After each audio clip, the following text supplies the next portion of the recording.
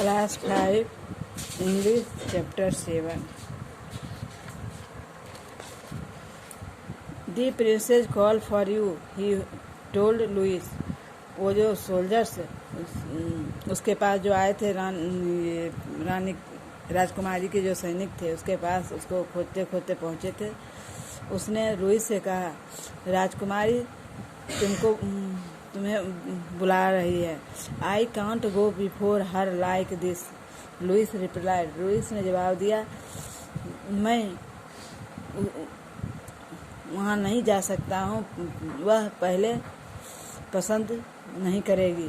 दी captain nodded, उस captain ने सिर हिलाया। We can help you in covering yourself completely with a shawl, हम लोग तुम्हारी सहायता कर सकते हैं तुम्हारे पूरे शरीर को शॉल से ढकने का। But the princess must be obeyed, लेकिन राजकुमारी को का आदेश है जो है वहाँ ले जाने का। So Louis covered himself completely and set off with the captain to reach the princess, इसलिए लुइस अपने पूरे शरीर को पूर्ण से ढक लिया और उस कैप्टन के साथ राजकुमारी के पास पहुंचा। When the princess saw him, जब राजकुमारी ने उसको देखा, she was perplexed by his mysterious appearance, जब राजकुमारी ने उसे देखा तो वह पहले तो बड़ी अजीब जैसा महसूस हुआ जी यह किस स्थिति में रहस्यमय स्थिति में उपस्थित हुआ है। She asked him to play the magic, उसने उस मैजिक संगीत के बजाने के बारे में पूछी।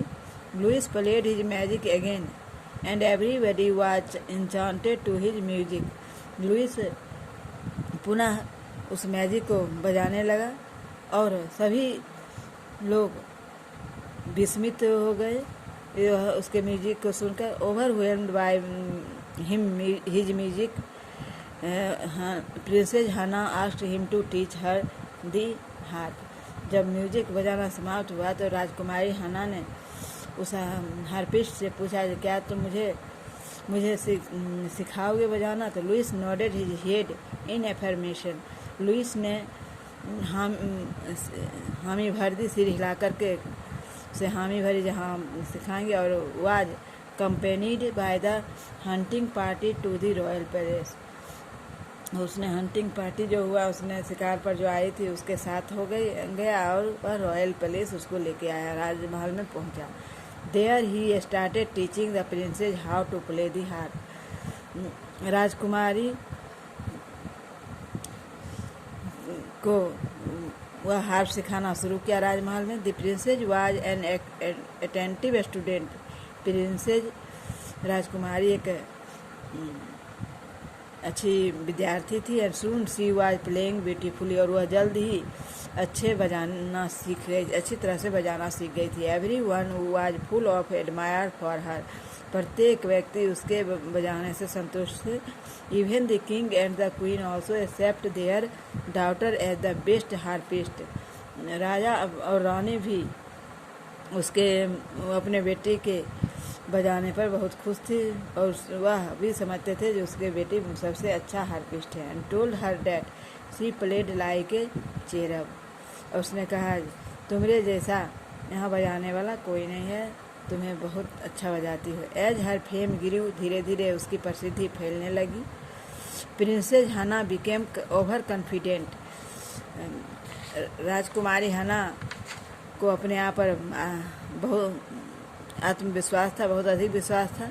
One day she asked her father, एक दिन उसके पिताजी ने पूछा, the king father organise a competition inviting all famous harpist and princes from all over the world and neighbouring kingdoms. उसने अपने पिताजी से कहा, राजा जो उसके पिताजी थे उससे कहा, पिताजी आप एक कंपटीशन एक प्रतियोगिता का शुरू करें, उसमें सभी जितने भी प्रसिद्ध हार्पिस्ट हैं और राजकुमार हैं पूरे विश्व में और पड़ोसी राज्यों में उसको बुलाए यहाँ पर। I want to compete with the best harpist, मैं चाहती हूँ जो सब में मैं सबसे अच्छे हार्पिस्ट बनूँ। I will marry the man who will beat me in the competition, मैं उसी के साथ शादी करूं जो इस प्रतियोगिता में मुझे हरा देगा। मैं उसके साथ शादी कर लूँगी। The king was very happy as for a long time he had